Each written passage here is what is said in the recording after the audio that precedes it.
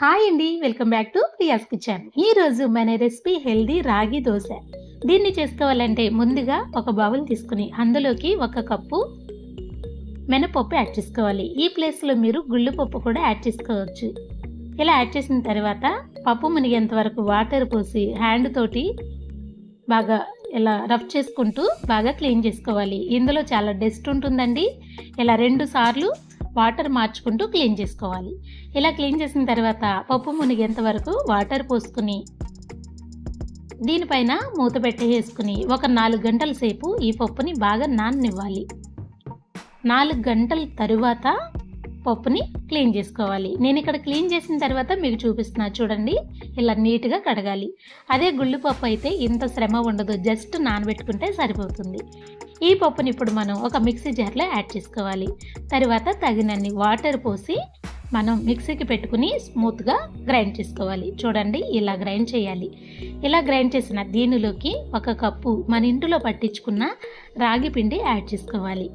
తర్వాత మరొక కప్పు గోధుమ పిండి యాడ్ చేసుకోవాలి.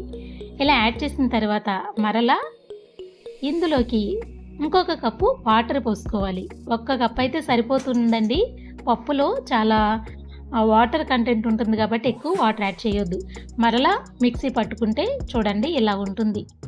మీరు ఈ పిండిలో వేసి కలపొచ్చు, కానీ పిండి అంత బాగా కలవదండి. అక్కడక్కడ ఉండలు వచ్చేస్తుంది. మిక్సీ పట్టుకుంటే ఇలా స్మూత్గా గ్రైండ్ అవుతుంది. ఇది ఒక బౌల్ యాడ్ చేసి మూత పెట్టి ఒక 2 గంటల సేపు పక్కన ఉంచుకోవాలి. 2 గంటల తర్వాత పిండి ఇలా పులిసి చూడండి ఇలా ఉంటుంది. ఇలా పులిస్తే దోశ చాలా బాగుంటుంది. బాగా కలుపుకుంటే ఈ విధంగా అవుతుంది.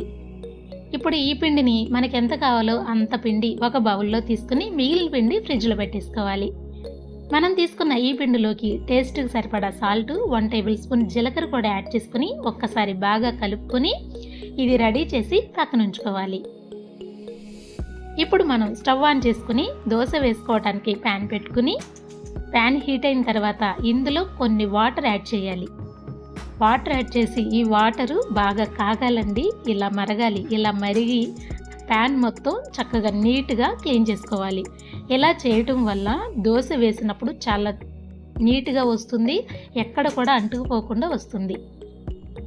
ఇలా క్లీన్ చేసిన తర్వాత ఆ వాటర్ వంపేసి మరలా ప్యాన్ పెట్టుకుని ప్యాన్ హీట్ అయిన తర్వాత ఇప్పుడు మనం ఒక గట్టె దోశపిండి యాడ్ చేసి పల్చగా దోశలాగా ఇట్లా స్ప్రెడ్ చేసుకోవాలి. నేనైతే కొంచెం మందంగానే యాడ్ చేస్తున్నానండి. మీరు ఎంత పలసగా చేయగలిగితే అంత పలసగా ఈ దోశలు వస్తాయి.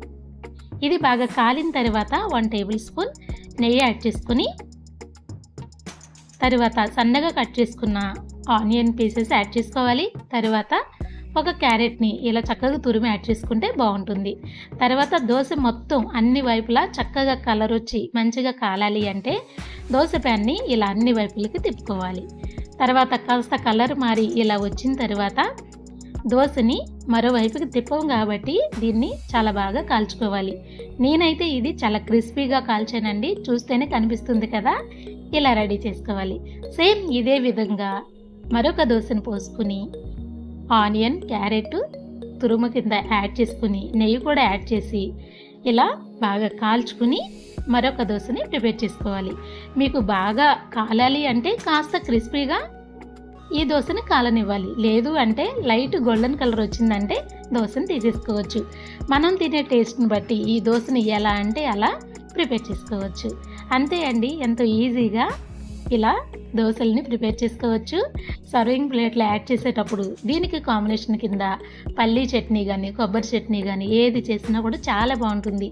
వేసవి కాలంలో నార్మల్ దోశలు కాకుండా ఇలా రాగి దోశలు చేసుకున్నారంటే హెల్త్కి చాలా మంచిది. వీడియో నచ్చితే లైక్ చేయండి. Thank you.